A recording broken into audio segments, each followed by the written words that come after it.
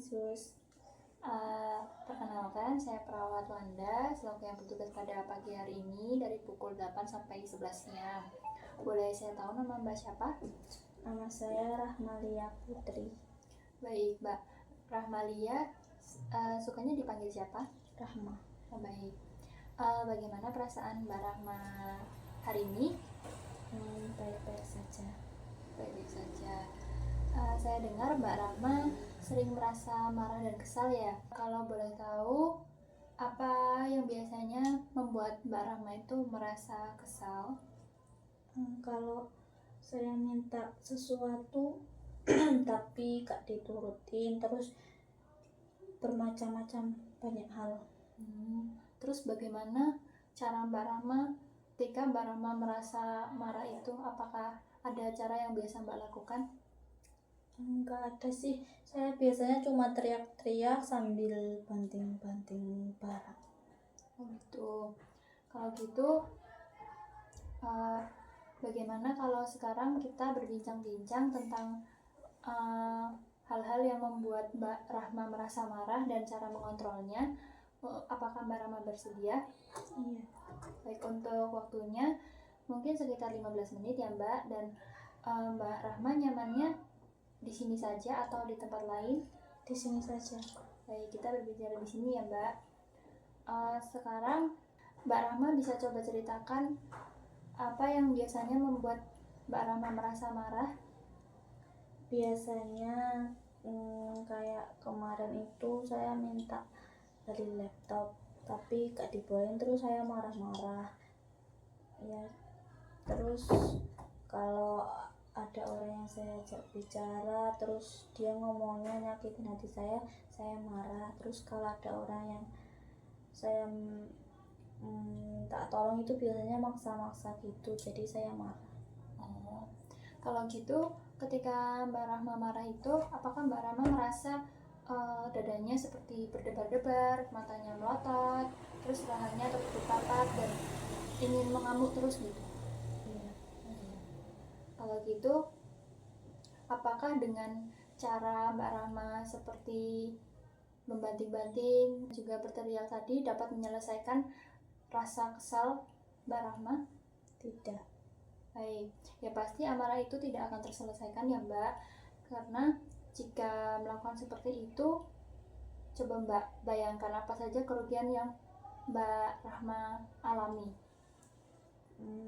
Barang-barang jadi rusak. Nah, iya betul. Kalau begitu, Mbak Rahma mau ya untuk belajar cara mengungkapkan kemarahan dengan baik tanpa menimbulkan kerugian? Mau, Sus. Ya, baik.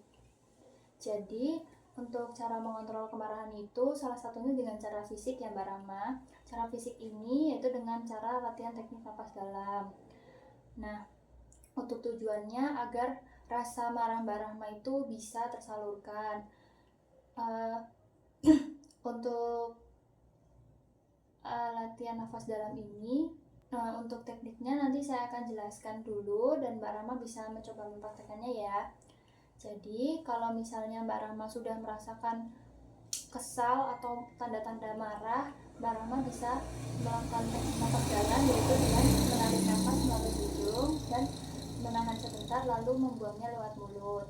Nah, cara ini itu dilakukan sebanyak 3-5 kali. Apakah Mbak Rahma sudah paham? Sudah. Baik, untuk latihan teknik nafas dalam ini Mbak Rahma bisa lakukan dengan cara duduk atau berdiri, terserah Mbak Rahma. Begitu ya Mbak? Yesus. Baik, sekarang Mbak Rahma bisa coba praktekkan ya. Jadi ketika saya mulai merasa marah, saya bisa duduk atau berdiri, lalu saya bisa tarik nafas melalui hidung, kemudian ditahan lalu keluarkan melalui mulut seperti lagi. Sekali lagi. Baik, bagus sekali ya Mbak Rahma, karena Mbak Rahma sudah bisa melakukannya secara mandiri dengan baik. Teknik ini bisa Mbak Rahma lakukan pokoknya ketika Mbak Rahma sudah merasa marah gitu, agar marahnya itu bisa mereda seperti itu. Nah, ini bisa dilakukan secara rutin ya Mbak. Kalau begitu, sekarang bagaimana perasaan Mbak Rahma setelah kita belajar cara mengontrol marah dengan melakukan latihan teknik napas dalam? Saya merasa lebih baik dan lebih rileks.